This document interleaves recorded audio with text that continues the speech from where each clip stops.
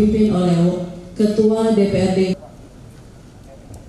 Pertengahan pekan ini, Dewan Perwakilan Rakyat Daerah Kota Palembang menggelar rapat paripurna ke-15 masa persidangan kedua. Agenda utama rapat kali ini adalah mendengarkan laporan dari Badan Anggaran mengenai perubahan anggaran pendapatan dan belanja daerah untuk tahun 2024. DPRD Palembang mencatat adanya perubahan dan pergeseran anggaran di sejumlah organisasi perangkat daerah. Dinas Pendidikan misalnya mendapatkan penambahan anggaran sebesar 75 miliar rupiah. Begitu pula dengan Dinas Kesehatan yang juga mengalami penambahan anggaran sebesar 92 miliar rupiah. Namun, beberapa OPD lainnya mengalami pengurangan dan pergeseran anggaran akibat adanya sisa lebih pembiayaan anggaran. Pemerintah Kota Palembang menyambut positif penambahan anggaran untuk kedua OPD tersebut. Mengingat pendidikan dan kesehatan merupakan layanan dasar yang harus dipenuhi sesuai Undang-Undang Nomor 23. Pemerintah Kota Palembang mengungkapkan bahwa anggaran untuk layanan dasar di kota ini sudah memenuhi kriteria. Di Dinas Pendidikan itu ada pertambahan 75M, kemudian dari Dinas Kesehatan karena ada gajinya dibayarkan di Dinas Kesehatan dari Rumah Sakit Bari dan dari Puskesmas itu dibayar seluruhnya di Dinas Kesehatan.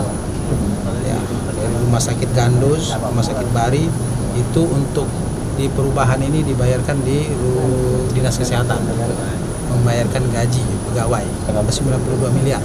Ada yang berkurang karena ada yang berdampaknya silpa nanti ada di satu OPD prioritas anggaran itu diperlukan saat ini, maka kita geser oleh OPD TAPD itu dan kami setujui di Badan Anggaran. Pendidikan dan kesehatan itu kan 6 layanan dasar dalam Undang-Undang 23. Itu mandatory spending, di mana pemerintah harus wajib hadir di situ. Nah, tadi yang disampaikan oleh Pak Ketua, itulah performanya seperti itu. Jadi membuktikan bahwa pemerintah dalam hari ini Pemkot dan DPRD sepakat bahwa mandatory spending itu diutamakan, maka adanya pergeseran tadi untuk mengoptimalkan memenuhi mandatory spending atas layanan dasar.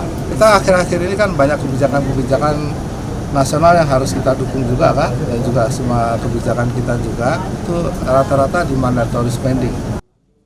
Selain pendidikan dan kesehatan, perhatian juga diperlukan untuk layanan dasar lain seperti infrastruktur dan sosial. Nur Muhammad, Kompas TV, Palembang, Sumatera Selatan.